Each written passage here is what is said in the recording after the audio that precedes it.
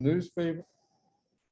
I got some cards here.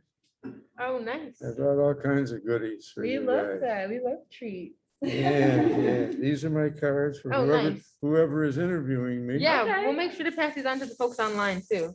Oh, I don't know if I can insert it through the computer. That would be, that would be a real trick.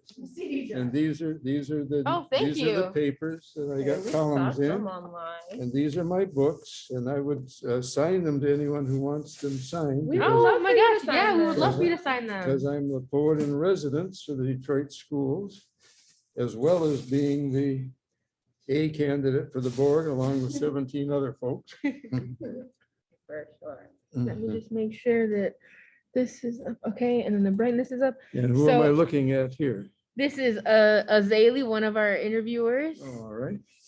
You hello. can see a couple of the folks all here on the side. Okay, And just so you know, we are recording so that way we can that's fine. share with our other students and our Okay, Instagram. so who should I sign these to? Maybe to the 482 Yeah. Okay, perfect. Who should I sign them to? You can do 482 and then you. That's what we call ourselves. To 482 Youth? Yes, Mhm. exactly. That way, whoever gets the book they'll all know it's for all of them. Oh, okay. Yeah. To 482 Youth.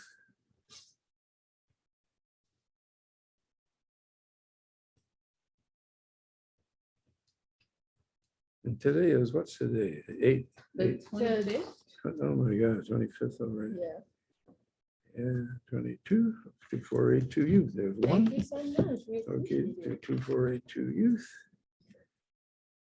482, what is 482 Youth? So 482. Oh, yes, Yeah. exactly. Maybe we should just get started as he signs them. Yeah. Okay, perfect. I think And we I'll can get speak out. loudly. Yeah. Yes. Serby, do you want to start or should I give a little beginning? As soon as I sign these, or should I sign them when I'm done interviewing? I don't Whatever you want. Yeah, whatever works better for you. know. Okay, I'm almost done. Okay. I only got 3 to sign. Well, when we get started, Serby's going to tell us a little bit about who 482 Forward is. Oh, good. But the 482 Forward name comes from 482 are the first 3 digits of Detroit zip codes. Oh, So we like work all over Detroit. And so we wanted to incorporate all of the communities that we work with and all the students that we work with across Detroit in the name. That's wonderful. I'm glad that you're doing this, and I'm glad that you're interviewing us too. Oh, yeah, of course. Thank you for your time.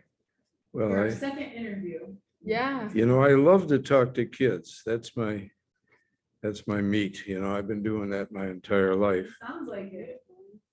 I've been teaching since 1956 off and on. And Yeah. it's a long time, but I'm still doing it.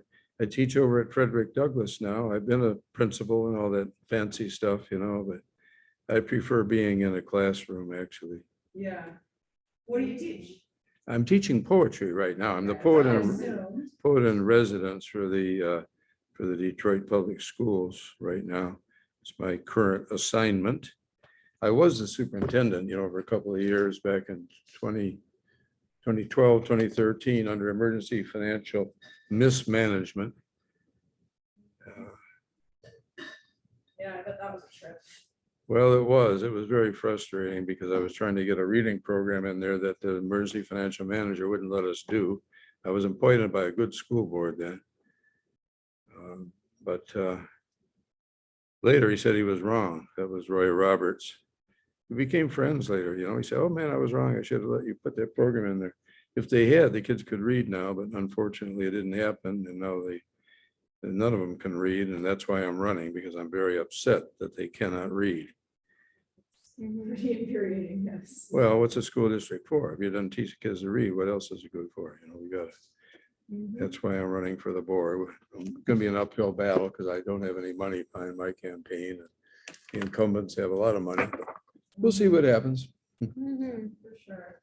We're going to get started. So Okay. Serby, if you want to take us away with the introduction, and she will be right there. You can see all of our folks online. Okay, and young folks are interviewing me too. Yeah. Yeah, So so we've got 3 people online, Uh-huh, and then we've got Juanita and Sada. And uh-huh. then I'll kind of be here just taking pictures and stuff. Oh, good. Yeah. And I'm Lindsay. Oh, hi, Lindsay. Yeah, I Nice. already met you.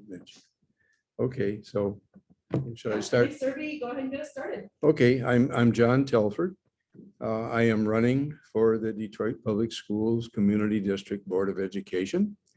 I have been an educator since 1956 in and around Detroit at several levels. I have been a principal, I've been a superintendent, I've been a director, I've been a teacher, which is basically what I'm doing now, which is what I like to do best. And I teach at Frederick Douglass High School. I teach poetry there. And I go around to the other high schools reciting my poetry. That's my job, my current job. And in the course of doing this, I have found that both at Frederick Douglass High School, where last year I had a class of 11th graders, and at Southeastern High School, where I used to be the track coach back in the 1960s, coaching some state champions at the time. I found most recently, between 2017 and 2020, I had senior classes those years, and I found that my seniors could not read, nor could my juniors at Frederick Douglass High School last year were they able to read, which rendered me very angry. And so I decided to run for the school board because I have a program I'm familiar with that will teach the kids to read. And it's a program that I tried to institute when I was superintendent back in 2012 and 2013, but was prevented from doing so by the then emergency financial mismanager, who later, when Public Act 436 kicked in, became the full-powered emergency manager, disempowered the good elected board, and fired me. So ever since then, I've been trying to get that program back in there so the kids could read. I know that's a long-winded introduction, but if anyone else has any questions to ask me, that's fine. Well, thank you for the introduction and also welcome. We are all part of 482 Forward, and if you don't know, 482 Forward is a Detroit youth organizing collective, as Juanita told you. We're made up of partnering organizations all throughout Michigan. We work on campaigns centered on social justice, but mostly education justice, making sure that we're empowering youth and making sure that youth voices are heard throughout the city, and that youth are getting the resources that they need in schools and all of the education that they need. And that's what we work on. And I am Serby. I'm a Cass Tech senior. I'm 17.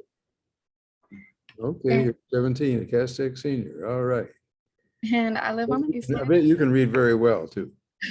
Yes, I can. Yeah, but who taught you to read? Your parents? Yes, they did. My Yeah. granddad. Yeah, very good. Okay, well, that's my mission. I want to make sure that the kids can read.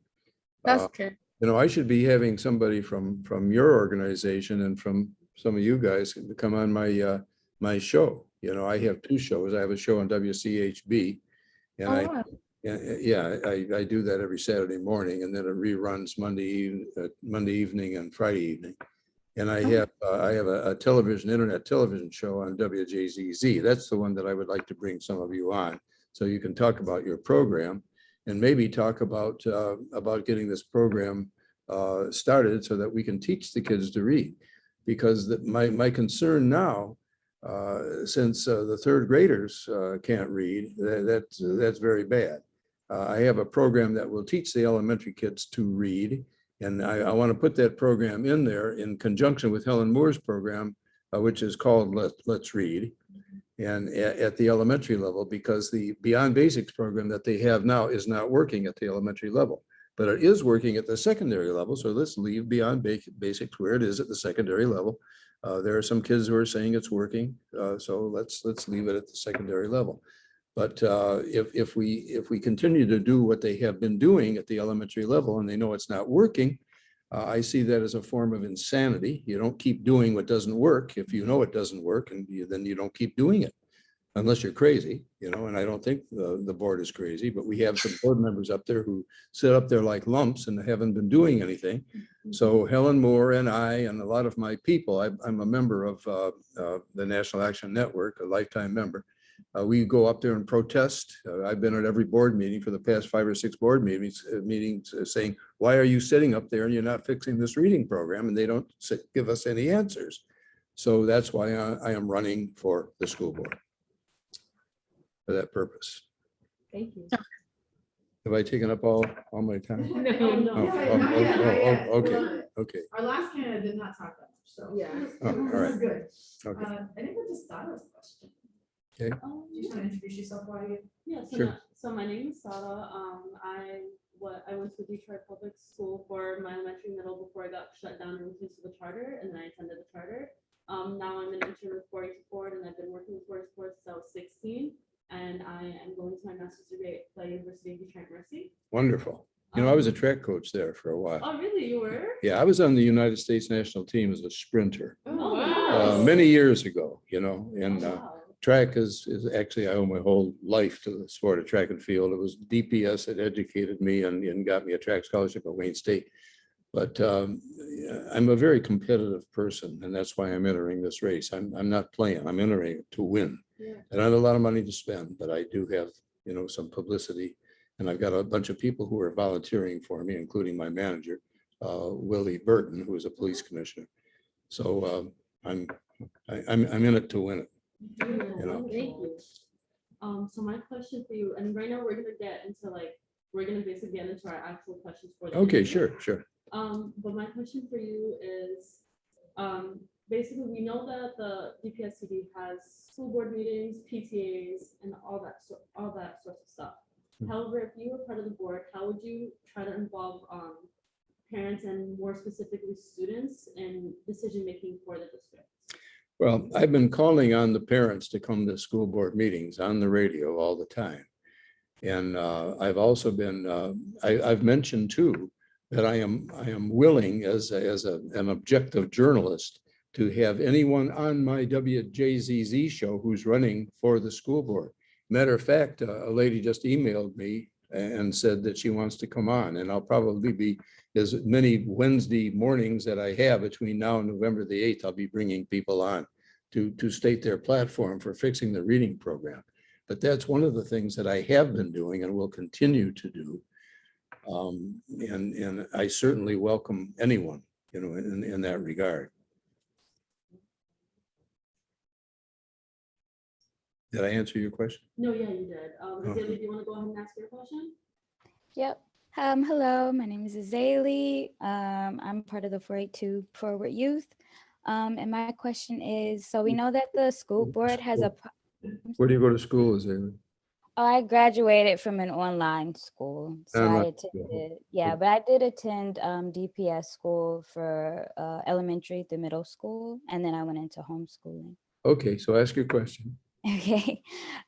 So we know that the school board has a policy in place about the possession of weapons in schools, but there's an exception to weapons under the control of law enforcement, and items approved by the building principal as part of class and presentations.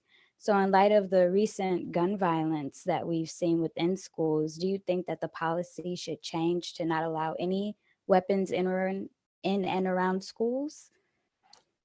I think those who are law enforcement agents or members of law enforcement should be entitled to carry guns. This is a horrendous thing. It didn't happen when I was in school. I went to Northwestern High School. I graduated from Denby High School. Back in the old days when, this is what we did, this is what we used to settle the disputes. Now they're using bullets, and that is very, very upsetting. I think the problem is maybe greater even in suburban school districts. That's where we seem to have these mass shootings. But having been a teacher and administrator in Detroit public schools for many a year, we've had to deal with weapons more recently than in the old days. And it's a very, very serious problem. But yes, I think law enforcement should be able to carry weapons to protect our kids. Thank you for your response. And just as a follow-up, DPSCD just sent out a robocall stating that they will be investing money to bring police officers back onto school grounds at the start of the fall semester. So do you agree with this decision? And if not, where would you like to see this money invested instead? No, I agree with the decision.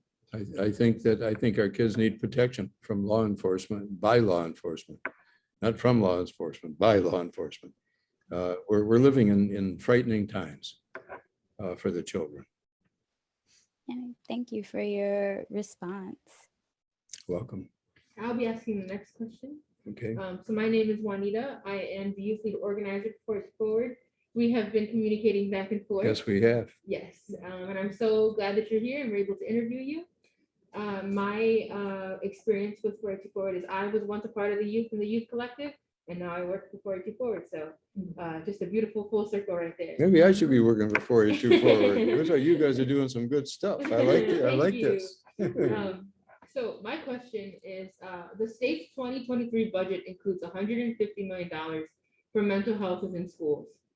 Do you believe that it is an appropriate amount? And what do you want to see with those funds in DPSCD? I think that they are well spent and will be well spent. The pandemic has caused an awful lot of difficulty emotionally among young people and among older people too, but certainly money invested in mental health is a good place to put money. I agree with that. Thank you. And Serbi, you are leading us with the next question. In what ways do you think that that DPSCD should make school curriculum more diverse and representative of the student body? Well, that's a responsibility that educators always have had to have. Even when I was a superintendent in the suburbs, I made sure that happened. And the case is the same in the Detroit Public Schools. We should be educating for diversity. We should be making certain that our students are aware of the history of members of minority groups, because that has been sadly lacking in some texts for these many decades. And that's certainly a very important thing. It's one of the things that I got in a little difficulty for when I was deputy superintendent in Rochester, because I was doing things in the curriculum that some parents in the school district weren't particularly happy about, but that's a whole different story. But yes, the kids need to be educated for diversity, about diversity. And I'm not just talking about the Detroit Public Schools, I'm talking about the suburban districts as well. Do you have any specific ways that you can think of as a school, like a potential school board member, that you could institute in making sure that the curriculum is more diverse? Well, I've done that as an educator my entire life, both in the Detroit Public Schools and in the districts where I administrated. My main concern right now is the fact that the kids can't read. That's my platform. My platform is literacy. A school district has two major responsibilities. Number one, make sure the kids are safe, and we've talked about that. Number two, we've got to make sure that our kids can read. I mean, what is a school district about? If it doesn't teach the kids to read, what is it for? I mean, if a young person can't read, when that young person graduates from a school, if that young person even manages to graduate, what is going to happen to him or her? As I understand it, and as I recall, we had about a 21% graduation rate, and this has been a few years ago, and I think most of them were girls. So what's going to happen to those young men, who don't graduate? What's going to happen to them? They're going to go to the graveyard. They're going to go to jail. They're going to be on the dole. A school district worthy of the name makes sure that every one of its kids can read. Right now, they can't. And that's something that makes me very angry. I'm an old man. I'm coming back to make sure that doesn't happen. I'm going to do my best to get on this school board. And once I get on it, that's going to be my main concern, making sure that all of our children can read. I have a process to make that happen. I tried to institute it in 2012. I was foiled then. Hopefully, if I get on the school board, I won't be foiled again. Answer your question? Yes. She disappeared. Oh, you're back again. It kind of pops up for us. Yeah, okay. Hi, my name is Hafiza. I'm not on camera right now because I Oh. don't have a space to myself, but my profile Right picture in the is there. corner somewhere, I couldn't find you. Okay, go ahead. But my name is Hafiza. I also live in Detroit. I have lived in Detroit my entire life.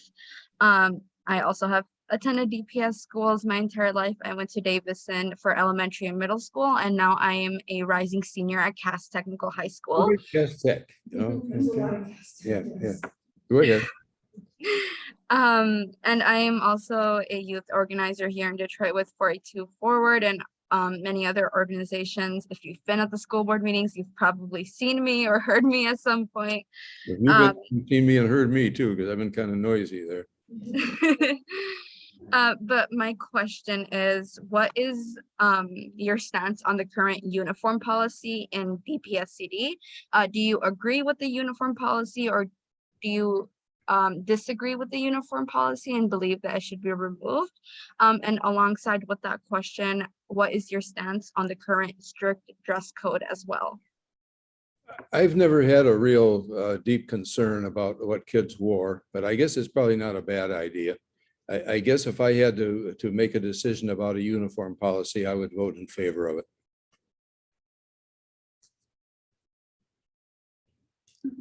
Thank you for your Okay, answer. thank you. And also, in addition to that, what is your stance on dress code as well? Because in DPS, they have the uniform policy, but on top of the uniform policy, they have an additional dress code, which does include a lot of sexist jargon that like girls do get, or people who are feminine presenting do get dress coded for like wearing skirts or leggings or anything that is bound to be tight or revealing. And so like sleeveless shirts are not allowed, or like crop tops or like holes in jeans. And so what is your position on that?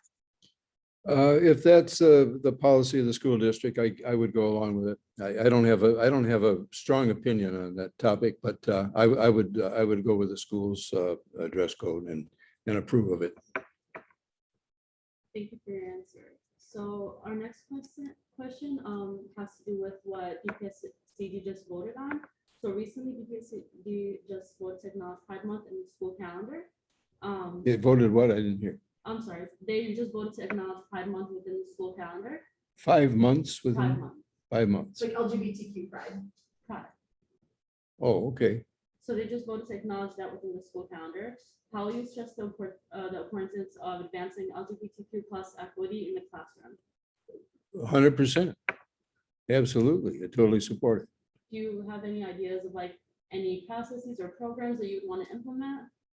I have not given that any thought, but I certainly would support it. Okay. Yeah. Thank you. Mhm.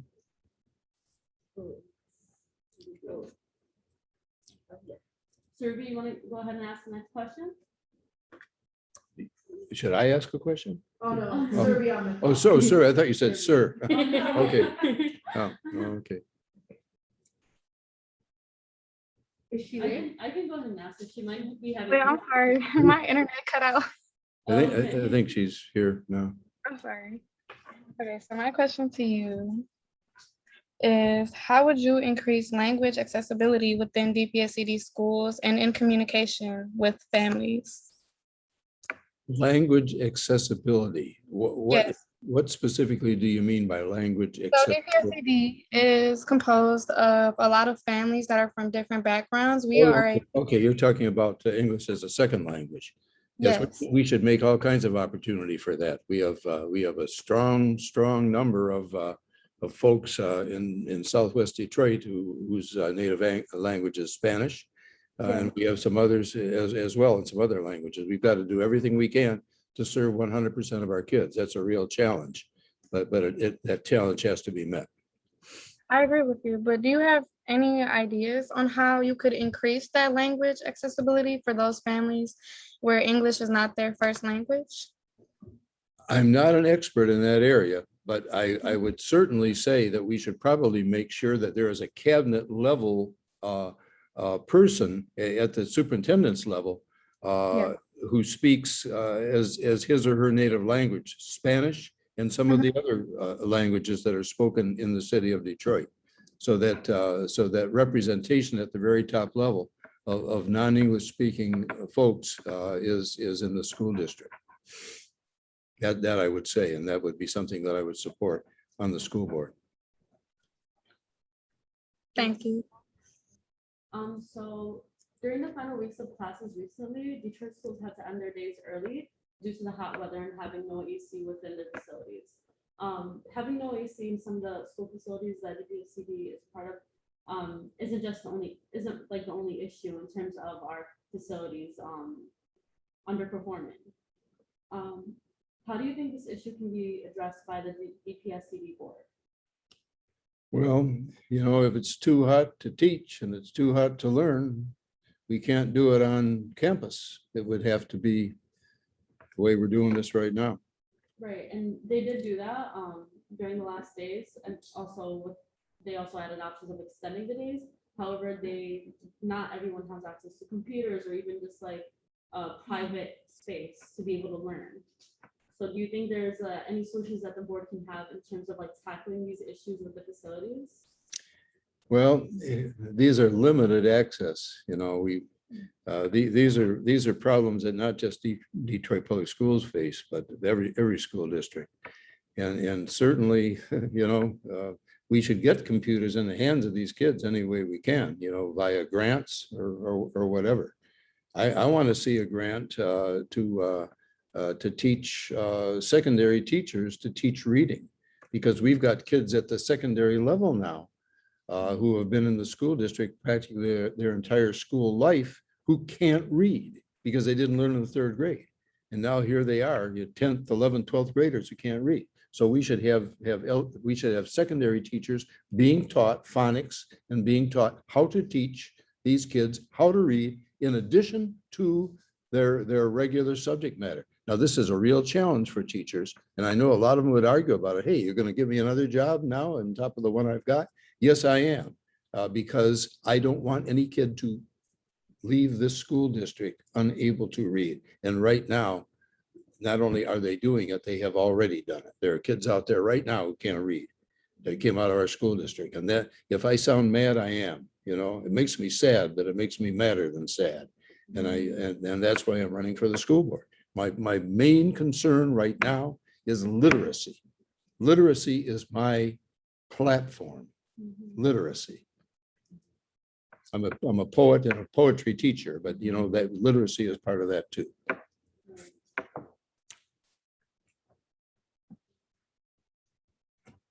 Lisa, do you want to go on with your question? Were you asking me? Hafiza? Yes, I was giving Sarah a chance in case they wanted to add on to that question, but I'm part of an organization called My Students Dream, and we organize at the intersection of immigration and education justice. We created a form that we want to send out to school board candidates to understand them a little bit better under key issues, or our key issues, sorry. Would you commit to filling out a survey that was created by the youth at My Students Dream? We can send that to you within a week. Absolutely. Thank you. Wonderful. Thank you so much. And our final question is more specific to you and your platform. So you keep bringing up this literacy plan that you have to be able to teach, the students how to read, since we're obviously on the district's underperforming that. Can you specify and explain to us what the plan is? Sure, I can try. In 2012, I was trying to institute a program called Quick to Learn. It's research-based, field proven, and actually the CEO of that program is a Cass Technical High School graduate. He's local. His researchers are local.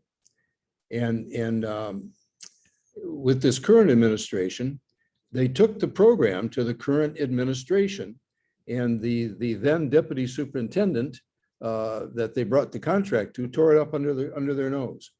When they reported that to me, that was one of the reasons why I said to myself, okay, I got to run for the school board. because this is not appropriate. Now, that particular lady is now gone to Cincinnati as superintendent. So she's gone, blessedly, that's a good thing. But she'll probably get fired in Cincinnati within a year or two because she's top down all the way, but I don't want to talk about her. I just want to talk about what I'm trying to do. And what, as I said, what I'm trying to do is to get a program like Quick to Learn. Quick to Learn actually will do this under a pay only for success model. They are that confident of their success that they will move the reading scores to Sigma within 2 years and get the scores back to where they were when Dr. Eddie Green was superintendent. That was before me. That was in the late 1990s. The Detroit Public Schools, our kids were reading at the state level, and their scores were rising. Now here we are 2 decades later. We've got the worst scores in the country. The only scores that are worse than DPSCD right now are the charter schools in Detroit. Those are the worst. I mean, I find that humiliating. When I came out of the Detroit Public Schools, I had an education that was equivalent to a college sophomore. When I started down at Wayne State on a track scholarship, I was down there on an athletic scholarship. But that was then, and this is now. At that time, our school district had one of the best 2 or 3 records in the country. We were one of the 2 or 3 best school districts in the country.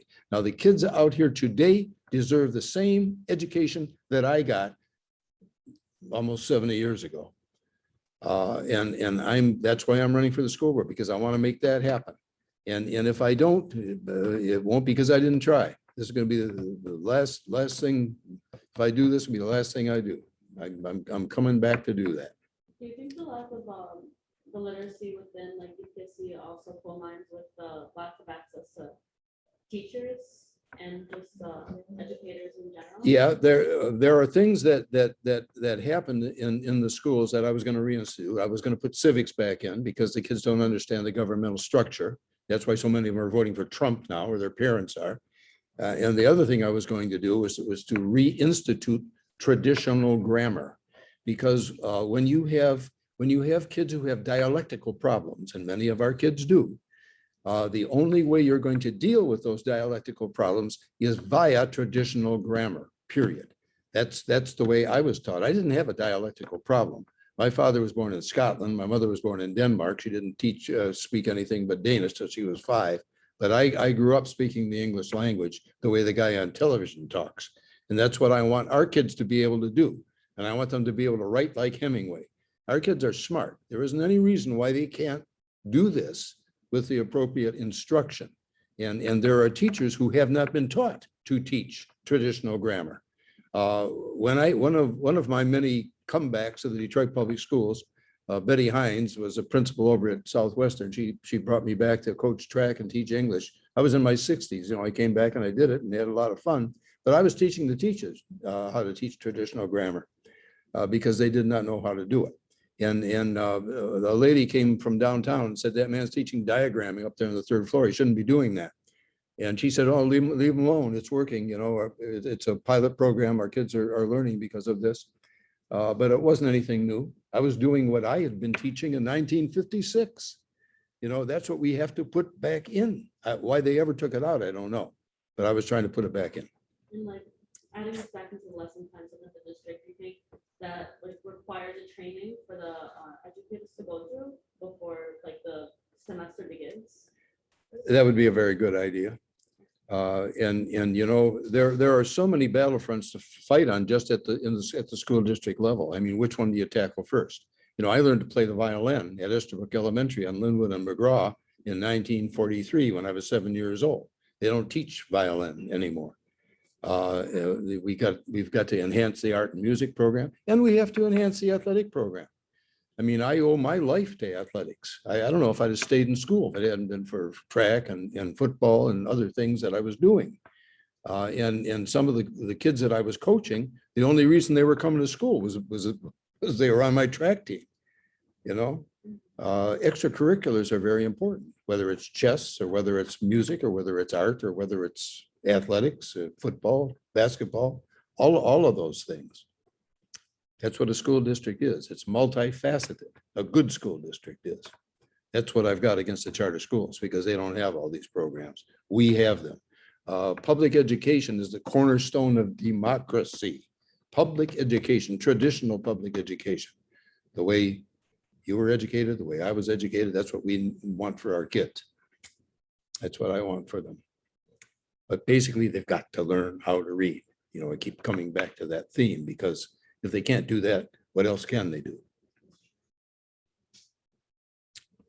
All right, well, thank you for all your answers. We really appreciate you meeting with us. And our last question is, if elected, would you commit to meeting with our youth in the 6 months of your election? You bet I would. You know, All my right. meat is to be with kids. I love to Yeah. meet with kids. That's our future.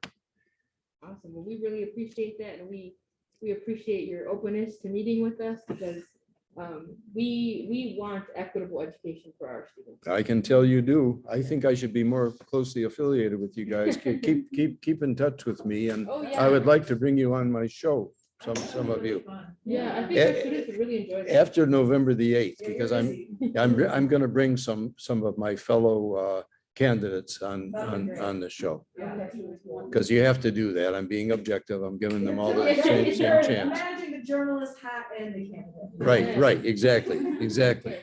One last thing before you go. Sure. Is that, again, thank you so much for joining us today, and we look forward to working with you. Was there anything else that you wanted to mention or hope that we asked you? If not, that's all right, but if you would. Well, I would have maybe asked you to ask me a little bit about my childhood growing up in Detroit. Because it was a different childhood than what I see now. And I wasn't an angel. I got into some difficulty. Matter of fact, I was put out of Northwestern High School for getting in a fist fight with an assistant principal. And I got sent to live with my father, and he ended up putting me in a factory, and I was working there for a while until my mother came back to my father and said, no more boxing. I was doing that at the time too. No more boxing, no more factory. He's got to get his butt in high school. And my father was a professional boxer, and his manager, Archie Silman, who had a gym on Woodward Avenue, had a connection with Arthur Dondinal, who was the superintendent in the Detroit schools at the time. This was 1952. And he got me back into school, got me at Denby High School, because my mother said no more factory, no more boxing. And that was the best thing ever happened to me, because those coaches watched every move I made, particularly after they timed me for 40 yards. Because one of the things that I was very fortunate in that I was very fast. You know, I was born fast, and that was how I got educated. You know, in fact, when I went down to Wayne State, they gave me a scholarship, tuition, books, room, and board if I would run for them. And I remember telling somebody, they hired me down here to run. They said, no, you can't say that. You know, we didn't hire you. You know, we just, you know, we're giving you a free education, but we did not hire you. Because in those days, world ranked sprinters, which I was, could not take money to compete. Now they can. You know, they're making hundreds of thousands of dollars, you know, with every race. But anyway, I owe my whole life to the sport of track and field, and to the Detroit Public Schools, and to the Wayne State University track program, men's track program, which has been phased out, by the way. And I keep trying to talk the president into putting it back in. But anyway, that's a whole different battle. Right now, I want these kids to be able to read. That's the bottom line. We've got to make sure that our kids can read, because if they can't, those who can are leaving too. You know, they're going to the suburbs, they're going out of state. You know, we're losing our brain trust. And those who can't, well, you know what's happening to them. So, and V will tell you, she's done a study, or heard a study about what happens to these kids. We know what's going to happen to them when they leave the third grade if they can't read. It's already predicted. And this isn't anything new.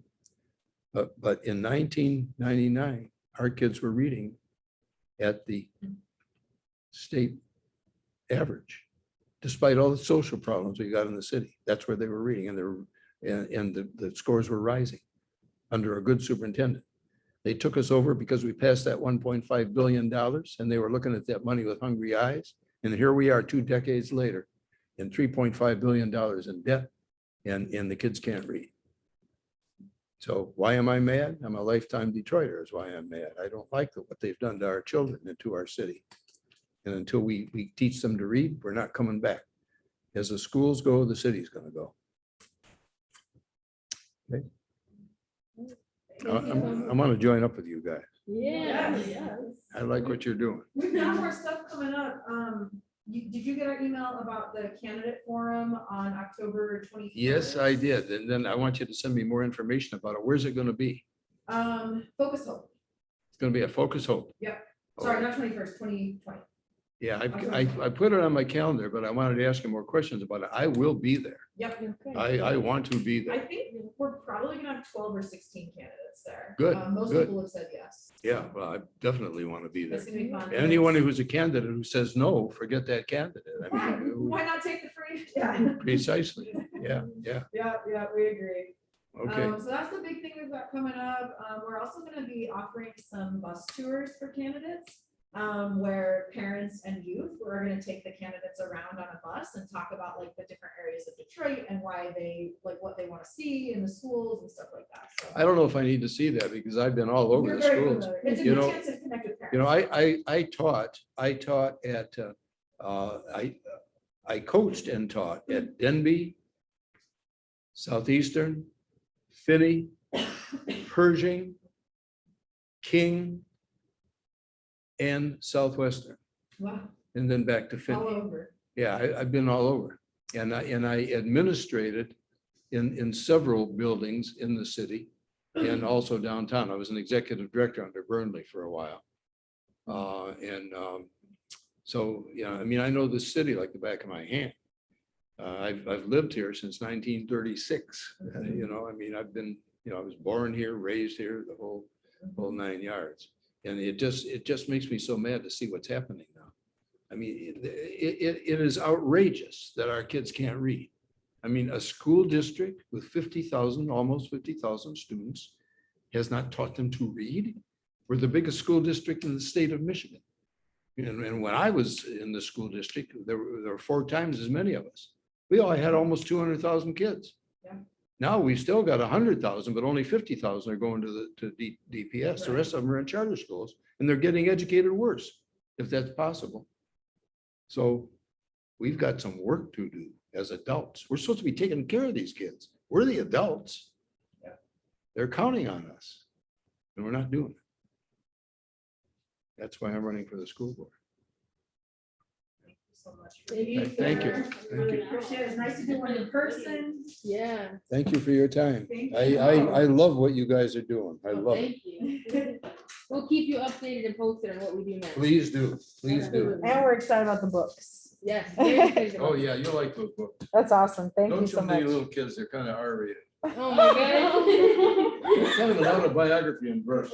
Ah, that sounds fun though. Have a great day.